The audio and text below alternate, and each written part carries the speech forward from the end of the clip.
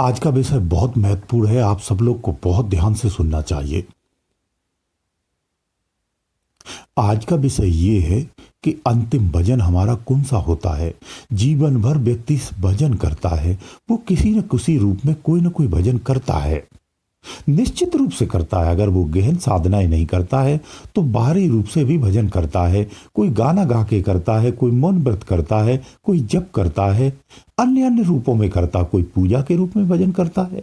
लेकिन भजन हर व्यक्ति कहीं ना कहीं करता है और हर व्यक्ति की आस्था किसी न किसी देव शक्ति से जुड़ी होती है, किसी की परमात्मा से जुड़ी होती है। अलग अलग रूपों में लोग स्वीकार करते हैं और भजन करते हैं, ये सत्य है। जीवन के अंतिम क्षणों में कौन सा हमें भजन करना चाहिए, ये जानना बहुत आवश्यक है और सबको जानना चाहिए। ये चीजें आपको कहीं भी किसी भी पढ़ने में नहीं मिलेंगी, ये अटल सत्य है, ये निश्चित कर लेना, नहीं मिल सकती हैं। अंतिम क्षणों का जो भजन होता है, उस भजन को आपको पकड़ना है। अगर आपने इस भजन को पकड़ कर लिया तो निश्चित मानिए आपकी सदगति ही होगी। यह आखिरी ऑप्शन दिया जाता है मृत्यु के समय भी। ये हर जीव को मिलता है। ये आंतरिक रहस्य की बातें हैं। जीवन का जो हमारा थोड़ा समय बचा होता है, उस थोड़े समय में हमें कौन सा भजन करना चाहिए और कैसे करना चाहिए, इन दोनों चीजों को जान लीजिए और समझ लीजिए। ये आपको बहुत जरूरी है। हर व्यक्ति के लिए ये जरूरी है जानना। उसका मूल कारण ये भी है क्योंकि सारा संसार हम जीते हैं, पूरे जीवन जीते हैं और संसार को ही जीते हैं। इतनी व्यस्तता होती है कि हम स्वयं का कभी ख्याल नहीं करते हैं। जीवन का जो वो पड़ाव आ जाता है, जब हमारी इंद्रियां शिथिल हो जाती हैं, शरीर जर्जर हो जाता है और संसार के सारे सुखों से भी हम संसार के सुख लेते हुए भी उन सुखों से वंचित हो जाते हैं, हमें अधिकारों से वंचित कर दिया जाता है। तब हमें परमात्मा की याद आती है, अन्यथा आती नहीं है। उदाहरण के लिए समझ लीजिए, जैसे इनके माँ बाप होते हैं, जिनकी संतानें अच्छी निकलती हैं और अपने माँ बाप को सुख पूर्वक रखते हैं, तो वो सुखी जीवन काटते रहते, उस वक्त भी वो परमात्मा को याद नहीं करते हैं। जब बुढ़ापे में उनके अधिकार छिनने लगते हैं, नई पीढ़ी आ जाती है और उन अधिकारों को हड़प लेती है, तब जाकर के वो परमात्मा को याद करते हैं। ये वास्तव में सत्य है। नहीं तो बाकी सब आडंबर करते रहते हैं परमात्मा के नाम से। तो ऐसे समय में कौन सा हमें भजन करना चाहिए, उस भजन से आप सरलतम सदगति को प्राप्त कर सकते हैं, ये मैं आज आपको बताने वाला हूं। समय के बंधन में जो चीजें हैं, उसका प्रारंभ और अंत दोनों होता है, ये आप सभी जानते हैं। जो समय के परे है, उसका न कोई याद है और न कोई अंत होता है।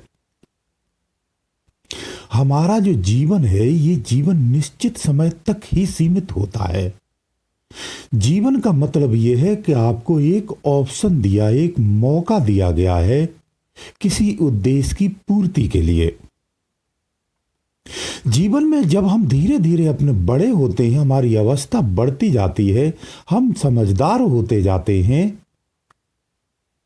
हम उतना ही अपने उद्देश्य से भटकते चले जाते हैं। क्योंकि संसार में जो ज्ञान हमें प्राप्त होता है, उस ज्ञान में हमारे जीवन के मुख्य उद्देश्य को नहीं बताया जाता है, उसकी गुणवत्ता नहीं होती है। जन्म लेने का वास्तव में तात्पर्य क्या है, ये हमें कहीं भी मिल नहीं पाता है, इसकी जानकारी हमें नहीं हो पाती है। जितने भी जीव पैदा होते हैं तो वो अपने मूल अवस्था में होकर ही पैदा होते हैं। जन्म के बाद जब वो बाहर आते हैं, उस समय भी अज्ञानपूर्ण अवस्था तो होती है, लेकिन स्थिति सूक्ष्मवत ही होती है। इसलिए जो अबोध बालक होते हैं, जो 2 माह 3 माह 4 माह के होते हैं, वो अपने आप के आंतरिक विज्ञान में ही खेलते रहते हैं। आपने अक्सर कर देखा होगा कि छोटे बच्चे चौंकते बहुत हैं, डर भी जाते, कभी हंसते भी हैं, सोते से हंसते हैं। तो कहानियों को, तरह तरह की कहानियों के माध्यम से हम लोग कहते हैं कि वो बच्चे, वास्तव में सत्य बात यह है कि वो आप अपनी सूक्ष्म अवस्था में होता है, उसे सूक्ष्म शक्तियां दिखती हैं, उसके संपर्क में होती है, वो स्वयं भी उन्हीं के संपर्क में होता है। ये सब चीज़ें हम अवस्था के अनुसार भूल जाते हैं। हम संसारिक ज्ञान को प्राप्त करते हैं और संसारमय हो जाते हैं और अपनी निजता को खो देते हैं, जो हमारी सबसे बड़ी क्षति होती है। ये जीवन वास्तव में उसी निजता को पाने के लिए ही हमें दिया जाता है। इस जन्म होने का मुख्य उद्देश्य यही है। जो संसार हमारा लालन पालन करता है, हमें पालित पोषित करता है, वो हमारे अंदर में पूर्ण रूप से संसार भर देता है और इसी संसार में कामयाब होने की शिक्षा दे देता है। इसीलिए हम पूर्ण अज्ञानी हो जाते हैं और वास्तविकता से दूर हो जाते हैं। देखिए, ऐसा है, जब आपका शरीर पूर्ण शिथिल हो जाए, कमजोर हो जाए, साधना के योग्य ना रहे, आप भजन भी नहीं कर सकते हैं, इस योग्य भी नहीं है, क्योंकि आप सभी जानते हैं मृत्यु एक दिन नहीं आती है, वो कई वर्षों से आना प्रारंभ हो जाती है और धीरे धीरे धीरे धीरे धीरे एक दिन अपने लक्ष्य पर यानी अपने परिणाम पर आ जाती है, जिसे हम मृत्यु कहते हैं। दरअसल में मृत्यु का समय बहुत लंबा होता है, कई वर्षों के उपरांत आती है। इस अवस्था में आपको क्या करना है? जब आप बिस्तर पे हैं, आप बीमार हैं, रोगी हैं या नहीं हैं, आप लेट ही सकते, बैठ भी नहीं सकते हैं। मैं बहुत सरलतम युक्ति बताता हूं, लेकिन एक ही बताऊंगा, दूसरी नहीं बताऊंगा। दूसरी वो जो इससे भी भिन्न है, उसे मैं सम्मुख ही बताता हूं, सार्वजनिक रूप से नहीं बताता हूं, क्योंकि ये बहुत गूढ़तम रहस्य हैं। जिस विधि को मैं छुपा रहा हूं वो बहुत गूढ़तम रहस्य है। उस रहस्य को कान में बताया जाता है जब साधक उस शिथिल अवस्था में होता है, तो उस साधक की सदगति हो जाती है। इससे पूर्वत भी महान संत हुए हैं जिन्होंने बहुत सारे लोगों का कायाकल्प किया है। वो विद्या भिन्न होती है, उसे सार्वजनिक नहीं किया जाता है, करना भी नहीं चाहिए। इसीलिए मैं भी उस विद्या को नहीं बताऊंगा, लेकिन एक साधारण चीज है जिसे मैं आपको बता सकता हूं, जो सर्वविदित है, सभी कर सकते हैं। वही सदगति इस विधि से भी मिलती है, जो थोड़ा सा समय लगता है। ये विधि क्या है, मैं आपको बता देता हूं। देखिए, जब आपको लगता है कि हमारा समय बहुत कम बचा है, अब नहीं बचा है, और भ्रम की स्थिति जब पैदा होने लगे, तो उस समय आपको क्या करना है, या उससे पूर्वत भी 5 वर्ष, 10 वर्ष पूर्वत से भी, 20 वर्ष पूर्वत से भी ये प्रारंभ कर सकते हैं। अगर नहीं किया है तो अंतिम क्षण में प्रारंभ कर सकते हैं। आप गुरुमुख हैं तो बहुत अच्छी बात है, गुरुमुख नहीं है तो भी कोई बात नहीं। अधिकार परमात्मा प्रकृति पर सबका बराबर होता है, सबको एक ही चीज प्राप्त होती है। गुरु का मतलब युक्ति मिलना होता है, तो मैं आपको बता देता हूं जिनके गुरु नहीं है। आप कुछ नहीं कर सकते हो तो आपको अपने श्वास पर ध्यान रखना है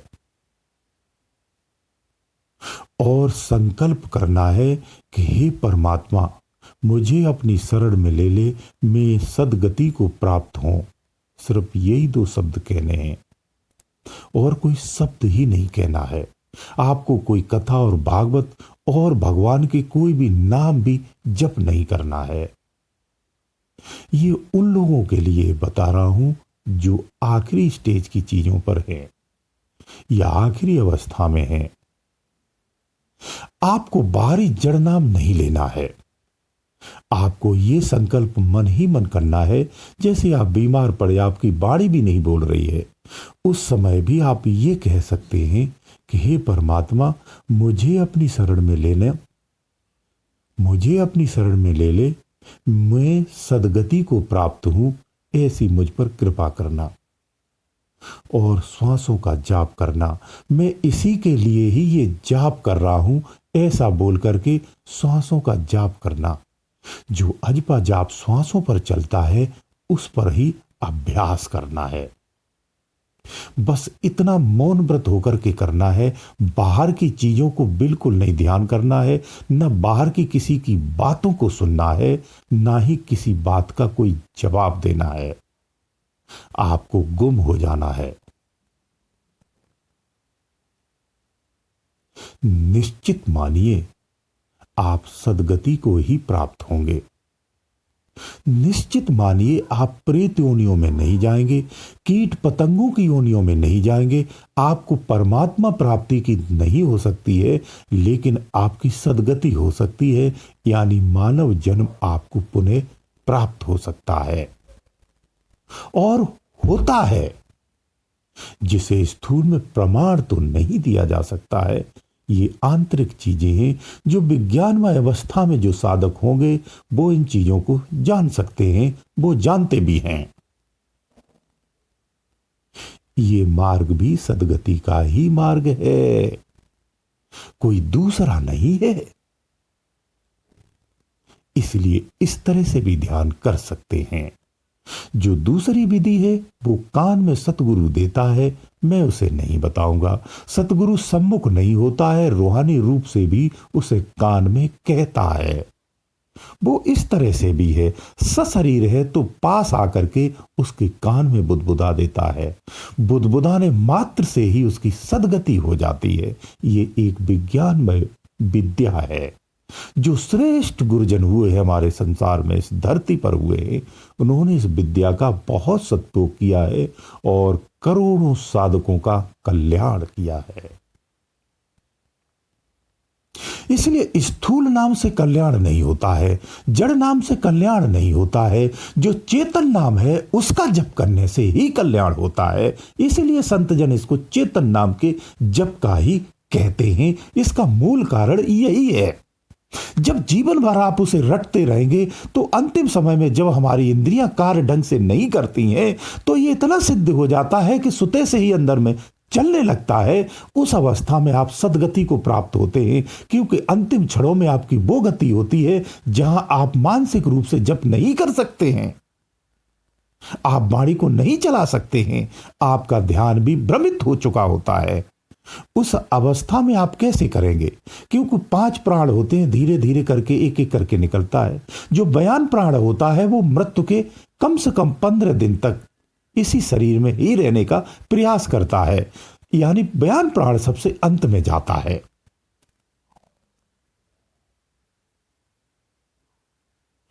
इसीलिए आपको उसी चेतन नाम का ही जप करना चाहिए, क्योंकि तंत्र मंत्र और ये जप है ना, ये मृत्यु के समय काम नहीं आते हैं। क्योंकि उस समय आपकी जुबान ही नहीं चलती है, कुछ होश ही नहीं रहता है, जप कौन करेगा? तो ऐसा जप व्यर्थ है। जब हमारा अंतिम क्षण आए और उसका हम जप ना कर पाए तो जीवन भर की मेहनत व्यर्थ हो जाती है। हमें उस जप को करना है जब मृत्यु का समय हो, उस समय भी वो चल रहा हो, सिर्फ आपको ध्यान भर देना हो, तो वही जप आपको सदगति मार्ग पर लेकर के जाता है। वही सच्चा मार्ग है, वही सच्ची सदगति है, वही सच्ची युक्ति है। ये सामान्य रूप से सभी कर सकते हैं और हर उम्र के कर सकते हैं। इसे जवानी से ही प्रारंभ कर देना चाहिए।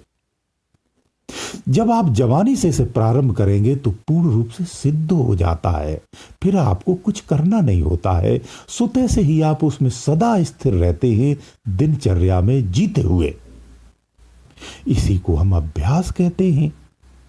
अब इसके लिए आपको कोई कपड़े नहीं रखने, कोई आकृति नहीं रखनी, कहीं भाषण नहीं देने, अपने वास्तविक ग्रस्त जीवन को नहीं बदलना है। आप जैसे जीते, सामान्य सब जीते हैं, वैसे आप भी जिए। वैसे ही आप अपना जीवन व्यतीत करिए। कुछ भी नहीं बदलना है, कोई आडंबर विशेष नहीं करना है, कोई विशेष युक्ति नहीं करनी है।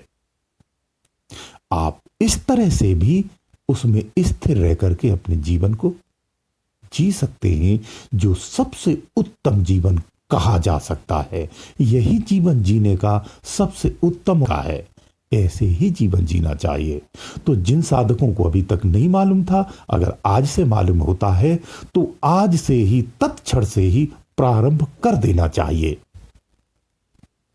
ये बहुत उत्तम और बहुत सरल और सटीक विधि है। इनके रहस्यों को लोग जानते नहीं हैं।